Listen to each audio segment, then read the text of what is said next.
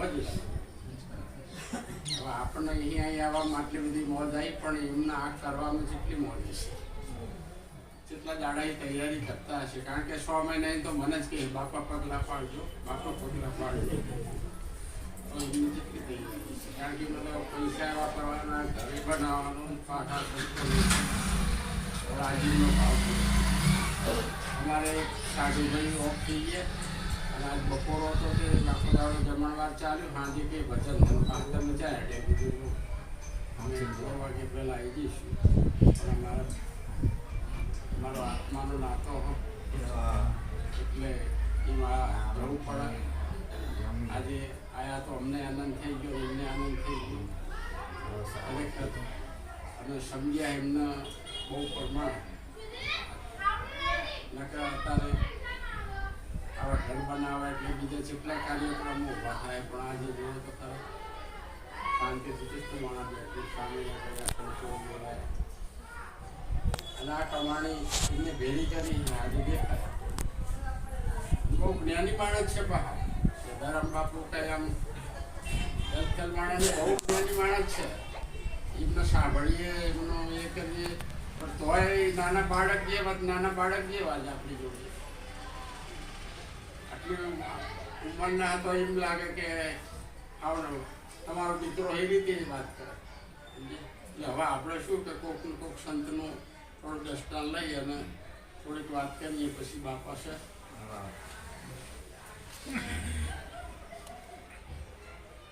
જામનગર નરેશ થઈ ગયા.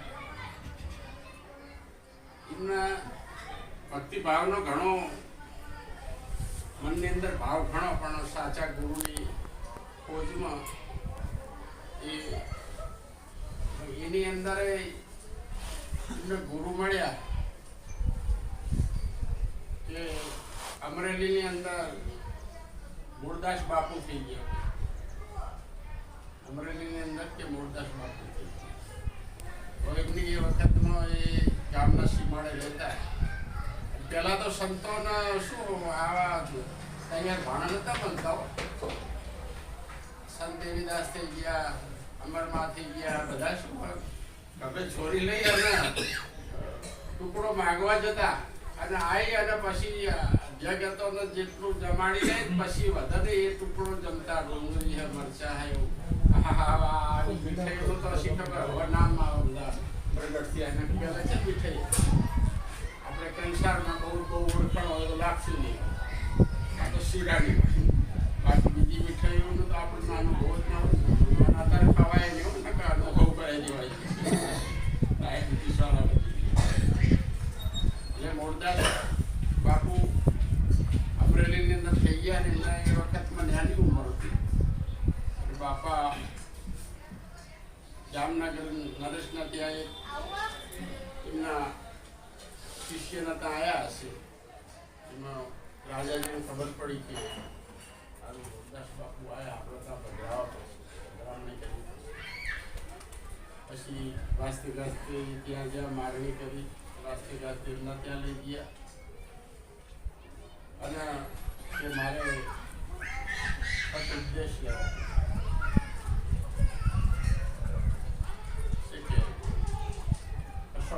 તમારી ભાવના પૂરી કરી.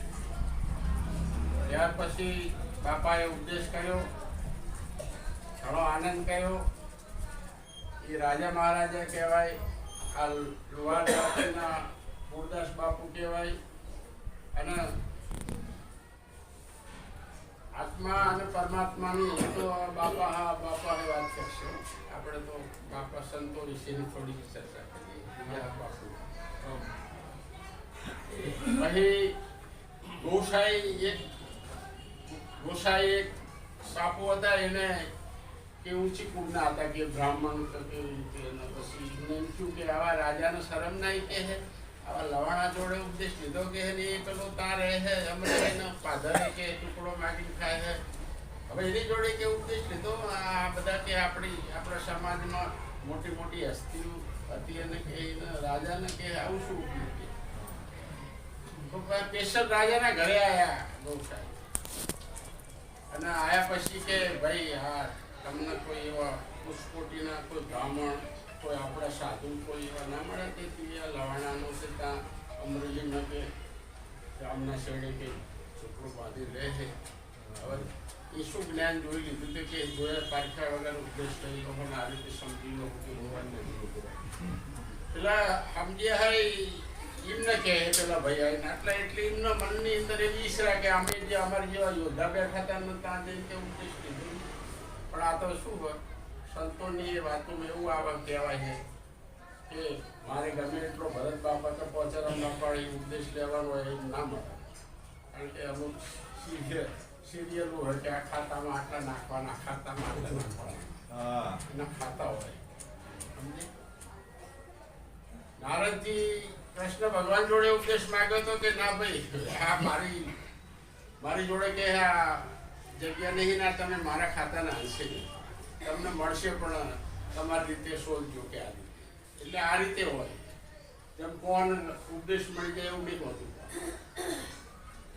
એટલે પેલા ભાઈએ ઠપકો દીધો દાદાએ માને પછી કે ના એના બોલાય એ ગુરદાસના બોલાય કે મારે એને થોડું ટકોરા મારવા પડશે. કારણ કે રાજાનો ઉપદેશ આલ્યો હોય એટલે કે આ તો કાલે હું પડા મારે કે પરિપક્વ હો કે નહીં કે હવે પેલા બીજા સંતોને એમ કે પરિપક્વ હો કે નહીં.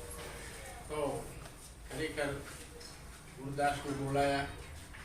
આ ગોસાઈ બાપા રાજા બધા બેઠેલા અને પછી સત્સંગ ચાલ્યો અને સત્સંગની અંદર જે પૂછ્યા એટલા જવાબો પાવરફુલ આપે બાપાએ. ગુરદાસ બાપા પાવરફુલ આલ્યા અને પછી એની અંદર વાતમાં વાત એવું બની કે એમનો સિપાહી આવ્યો કે મહારાજા કે આપણો જે લાડવાયો કુકડો હતો ને એ કે મરી ગયો. કુકડો હતો એ મરી ગયો. પેલા ઘોષ આવે કે એ કુકડા નહીં લાવો કે આજે તો પાકા થશે. કુકડા નહીં લાવ્યા. પછી ગુરદાસજી કે આ કુકડો મરી ગયો હવે તમે બહુ મહાન સંત ગણાવો ને તમારા બધે વખાણગાર થાય છે તો કે હવે આને સજીવન કરો છે. હું તો તમારો દાસ કહેવાય. તમે તો કે પૂછી ગાડીવાળા માણસ આ મારું કામ નહીં ને આ તો મરી ગયા. એટલે કે ના બાપા તમે કરો તમે આ તમારું કામ. વ્યવસાયને કે તમારું કામ. નાના કે આજ તો મારે પાકું લેવું બનાવે. હા મેં એમને કીધું એટલે કે આ જો ભાઈ મરી ગયો મરેલા કોઈ બેઠા ના થાય. કોઈ મરતા બેઠા કરતું હોય તો કે થાય. એટલે કે આ મરી ગયેલું કોઈ બેઠું ના કરી શકે. એટલે કે તમારે નહીં થાય કે ના થતા હશે બહુ ટ્રાય છે થતા હશે. પછી કે લાવ મારું આ કમાન્ડર છે. ખરેખર એ વખત ગુરદાસ બાપાએ એવો ખર્ચો આપ્યો. સત્સંગમાં તો પરિપક્વ નીકળ્યા અને તરત બંગડી છાંટી અને કે અરે ભાઈ કુકડા શાક કે તું ડોકુના માળીને બેઠો ઉભો થઈ જાય કે રાજાનો લાડો આવ્યો હોય અંજલી છાંટી કે કુકડો કુક કરતો ઉભો થઈ.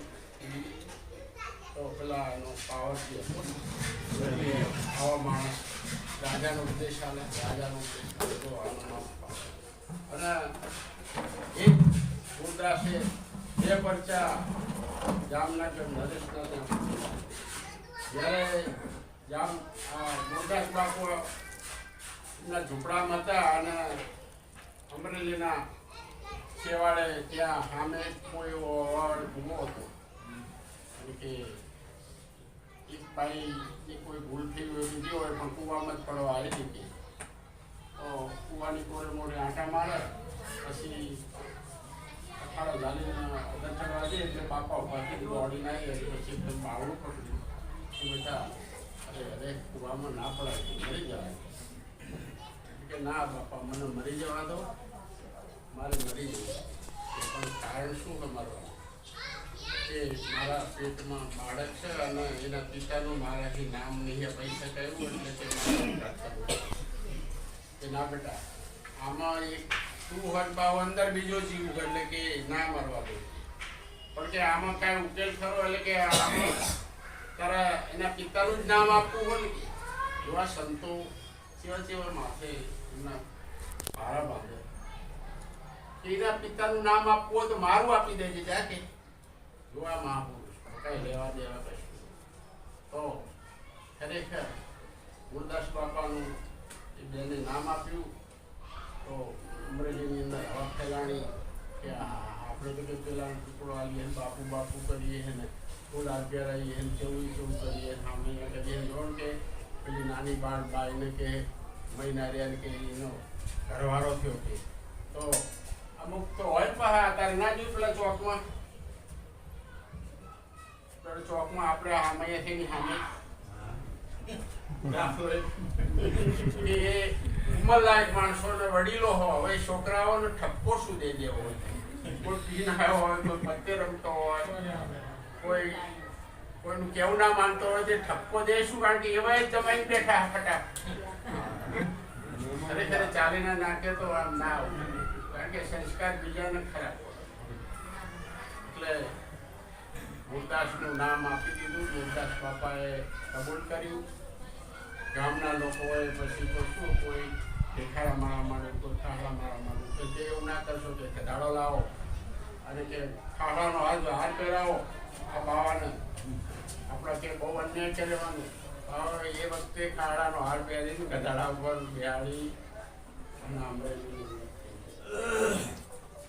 ત્યારે એના ઘણા શિષ્ય હતા પણ ભાવ ફૂટી જાય ને આપણે જેમ પેલા આસારામ બાપાનો જેટલા એને ભાવ ફૂટી ગયા ને કારણ કે જેલોમાં છે ને અમુક સંતો પણ આ એવા હતા ને પણ આ તો એક જીવ બચાવવા ને બે જીવ બચાવવા માટે એમનું જોખમ કે ભાઈ બધા શિષ્યો આમાં યાર પછી તો બાપાને ખાડા મારવા માટે અને આ રીતે ફલાણો ઢેકવાનો જે ફાવે વર્તવા માટે કહેવા માટે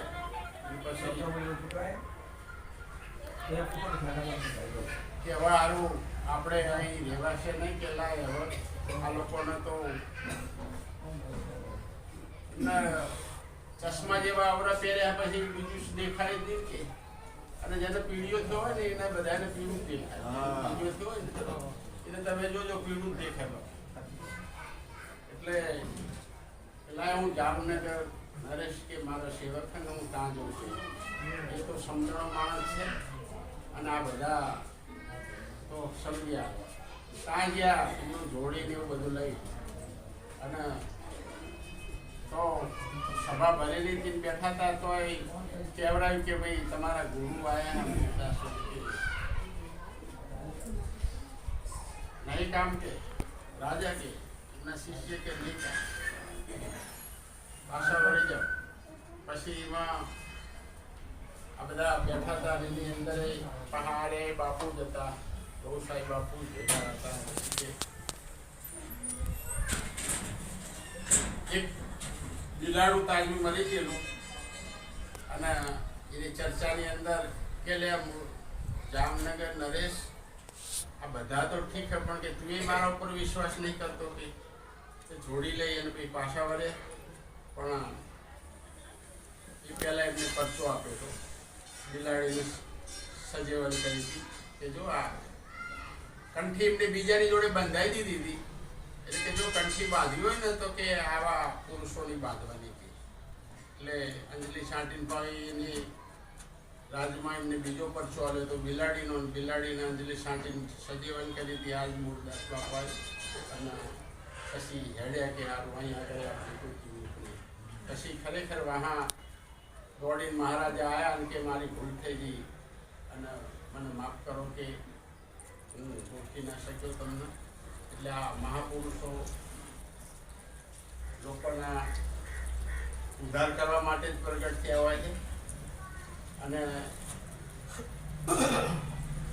આકાશ પૃથ્વી જે એક પડ છે અને સતનામનો એક આ કિલ્લો આ સંતો જે આપો સતનામ આપણે જે સમજ્યા હોય ના સમજ્યા હોય એને નહીં ખબર હોય પણ જે વચન આપવામાં આવે ને ગુરુ વચન શબ્દ 18 અક્ષર જે સમજાવવામાં આવે એનો સતનામનો કિલ્લો એમાં